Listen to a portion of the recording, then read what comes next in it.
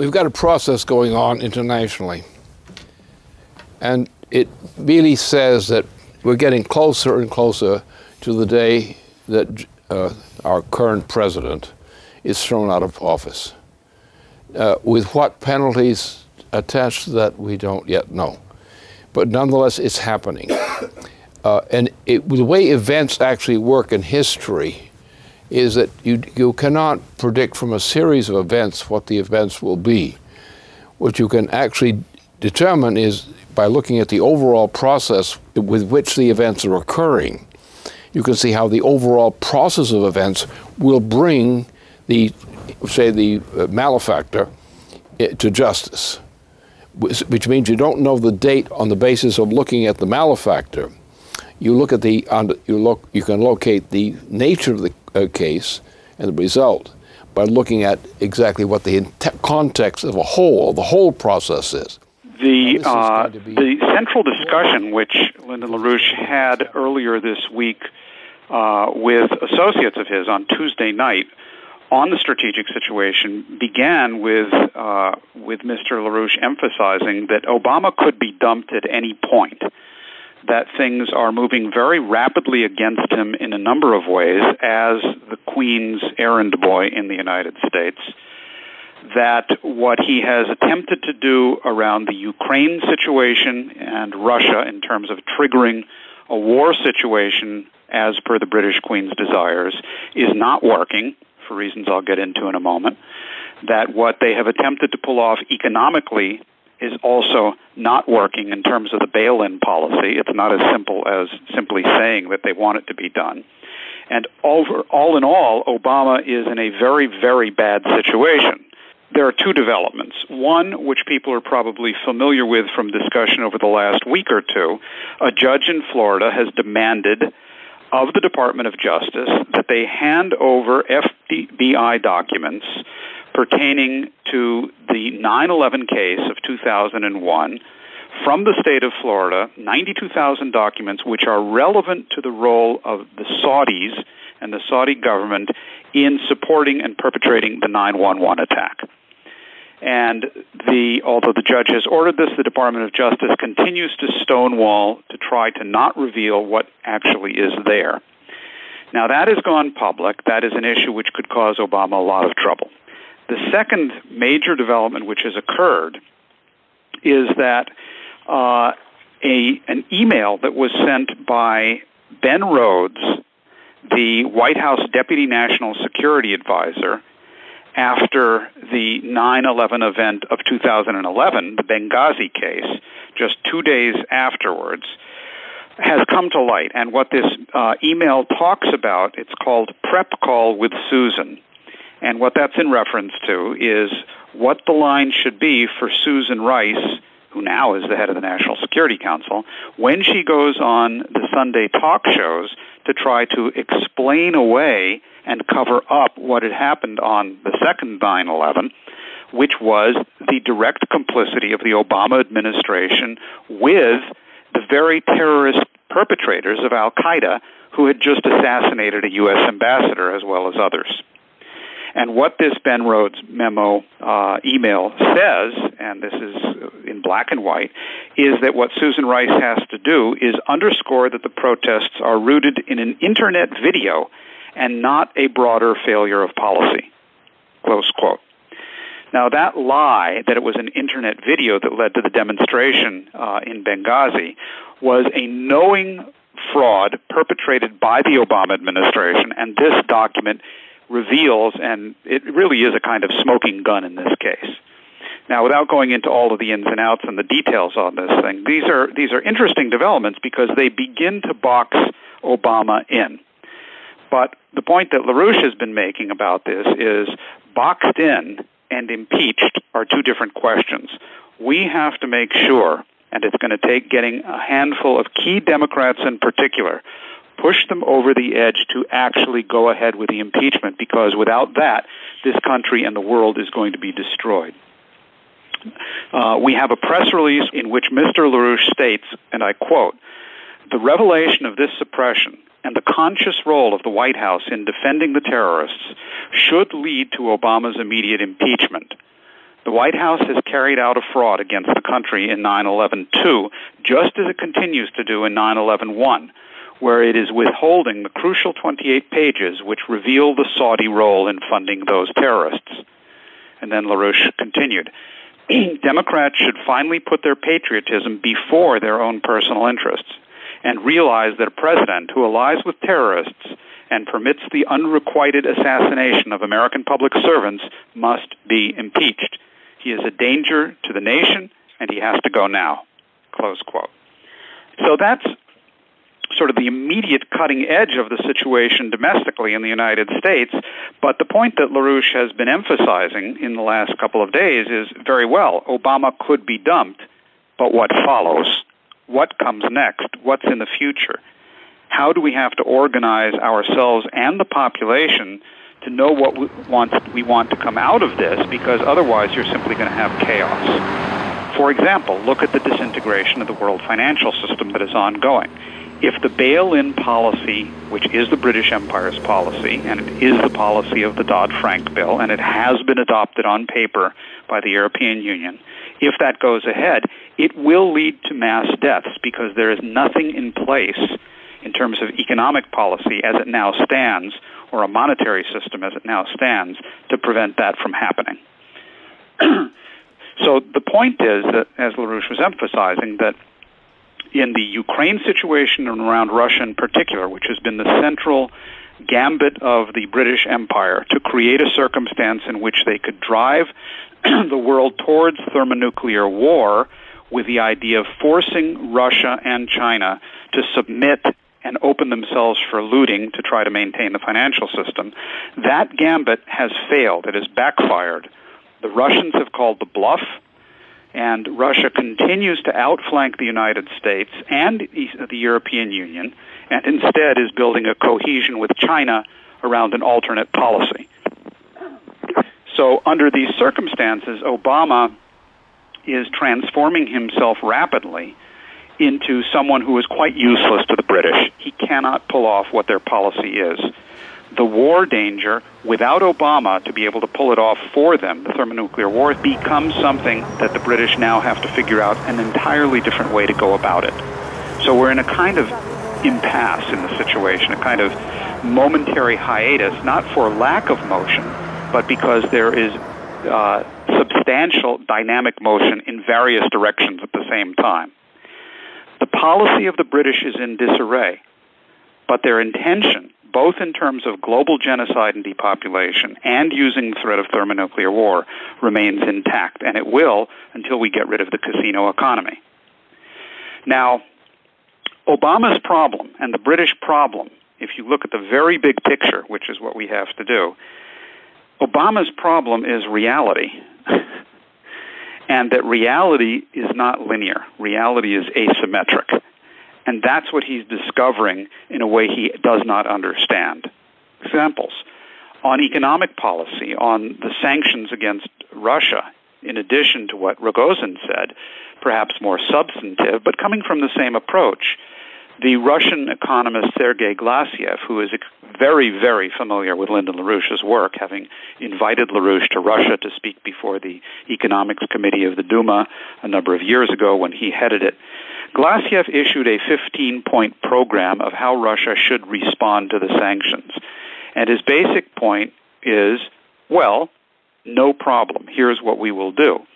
And he develops a policy which, in effect, is a domestic credit issuing policy through a national bank in Russia for development projects and for urgently needed productive activities. That's point number 12. And point number 8, which is really crucial, he says all of this will be protected by measures which amount to capital controls and exchange controls. In other words, the entire world financial system game of globalization and free trade gets shut off tight in Russia under Glassiev's proposal. In other words, they call the bluff.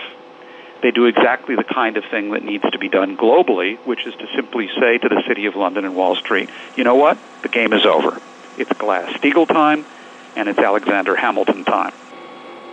So that the imposition of sanctions on Russia could create a situation where, in fact, this Glaziev proposal is being intensely debated inside the country at this point, and this whole thing could turn out to be the nightmare of the British and Obama, precisely because they're insisting on proceeding to do what isn't doable. Another interesting indication of the kind of problem they're up against, well, they're in favor of a bail-in, and they really want to go ahead with this idea of bringing the system down in a structured fashion where they win and everybody else loses. But to do that, they have to be willing to proceed with a single resolution mechanism to take on banks that are driven under, that go under, and which they bail in through this massive thievery. Well, by falsifying the latest round of stress tests of the European banks, they have as they have been doing all along, they've basically shied away from any serious look at those banks, i.e. any move in the direction of a bail-in. They're for it, but it's not so easy to do. They're for a nuclear war, but that ain't so easy to do either. So that's the quandary that they're in. Now look at the situation on the ground in Ukraine. It's the exact same situation. A Nazi government was put in place by Victoria Nuland in Victoria's secret government, and their intention is to use Nazi squadristi and the government in Ukraine to physically wipe out anyone in the East who is opposed to them and to drive towards a confrontation with Russia. But guess what? In the course of this last week, not only weren't they able to do that, but the easternmost provinces of Ukraine, the regions of Luhansk, population 2.3 million, Donetsk, population 4.4 million, and Kharkiv, population 2.7 million, total of almost 10 million people, about a quarter of the Ukrainian population. These areas have all physically, militarily taken over their regional capitals and the government offices. They have announced independence referenda in their regions for May 11th, before the scheduled national elections of May 25th, and the national troops under the direction of Victoria Nuland's guys cannot take back control. So you have a situation which is extremely dangerous, which the Russians are warning that the intention is to bring neo-Nazi squads in to try to take it back, but they're not in a position to actually be able to do it. They try to accelerate on the sanctions. The Europeans balk on it. Obama goes to Asia to try to organize the so-called Asia pivot and build up the pressure and the military maneuvers against China. He does that, but he completely falls on his face on the TPP and other economic policies that they're trying to implement. So that's the kind of situation that you have at this point. Enter the campaign of Keisha Rogers and of Mike Steger. Keisha, I enjoyed your talk. Can I invite you to change parties?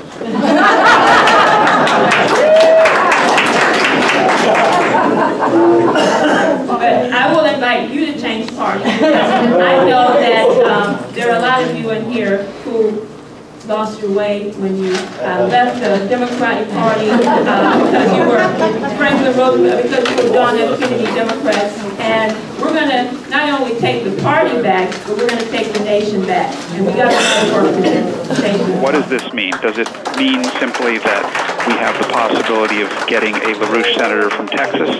Well, we do, but that's not the central significance of this thing. It means a couple of things. First of all, most immediately, it is a crucial experiment. It's a demonstration in the real world that you can politically, and you must politically, organize the population, provide leadership to the population on a policy of dumping Obama, implementing Glass-Steagall, and getting the country back on track in the direction it was in under FDR and JFK. That this is actually doable, and you can organize the population to vote in favor of actually achieving that. So you're talking about a total paradigm shift which is achievable, and the fact that it's achievable under conditions that are so terrifying otherwise is politically a very important morale factor, not just inside Texas, but nationally. This is the kind of thing that can, and we intend to use, to break loose the logjam in the Democratic Party, where you get leading congressmen saying the kind of idiotic things of, oh, we've only got 40 days left. Well, you know, you got about 36 hours left if the bombs are let loose.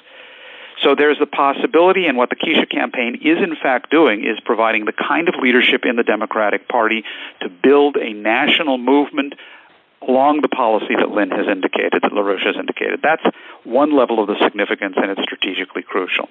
But I think there's another aspect of this, which is in one sense more far-reaching, and that is the programmatic focus that Keisha and Michael have brought to the discussion under LaRouche's direction as to the crisis facing the entirety of the United States from the Mississippi westwards, and if it's facing the Mississippi westwards, it's facing the Mississippi eastward too, and the entire planet in point of fact, because the cause of this is not simply a lack of rainfall or using up aquifers or anything of the sort. All of that is happening. The cause of the problem lies in the solar system. The cause of it lies in factors that have to do with the sun's activity, and that has to do with our relationship to the galaxy. And this type of forward-looking solution to these problems, with developing the kinds of technologies and concept of man, the sense of man's capability for creative scientific activity with no limit whatsoever, is the only thing that is actually going to work to solve the immediate life and death crisis that people are facing every day in Texas. We can either all go down into hell with the lunacy of fracking, which is simply reducing the energy flux density of the entire nation with every new well that is drilled or fracked, or we go in the opposite direction, which is in the direction of understanding the universal physical principles which have to do with the relationship of the Earth to the solar system and the solar system to the galaxy. And it's that kind of sense of identity and that focus on those scientific areas which is the actual political solution to this crisis. But our project is to develop, above all, the human mind, because the human mind is the distinction of human beings from beasts. To develop the powers of the human mind and the instruments which those powers require. That has to be now. Look at what's happening. There you have Obama. And guess where I suspect he's going? Not to a very nice position of retirement.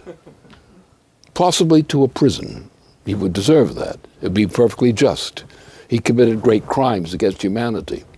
It's not enough to impeach him. He should be put in prison. Why? It's a symbol. To let the people know that this was a crime that was committed by him and by some of his predecessors. We're not trying to punish them. We're trying to bring control, reasonable control, available to humanity in all parts of the world. We need a new kind of society which recognizes that mankind has different cultures within it, but these cultures must have some accord and some common purpose, which, however they may divide their purpose, must work to a common end. Yes, we're going to go up to the moon. We're going to take some of that helium-3. We're going to collect it. We're going to bring it down. We're going to get an enriched kind of thermonuclear fusion. We're going to do that. But the time for warfare, this is not a policy of the nation today. There's no reason for it. We've got to get rid of the warfare people, those who want it. We've got to get rid of Wall Street. We've got to get rid of the thieves, the liars, the parasites. We have to create a future for mankind. Our job is not to acquire something. We're all going to die. But then what's the meaning of life? What's the meaning of human life if we're all going to die? Each of us is all going to die. What's the meaning of life? Isn't it what's the outcome of that life? What's it the outcome of for humanity in the future? The destiny of the human species inside the solar system? That's the meaning of our lives. We're all going to die. But when you think in terms of scientific principles, discovery of great scientific principles, They don't die. But who creates these scientific principles? Mankind, human beings. So the instrument dies, but what the human being has created for mankind in the universe persists, advances. That's the purpose of mankind, is not to live a life, but to live the kind of life which creates a better universe for mankind.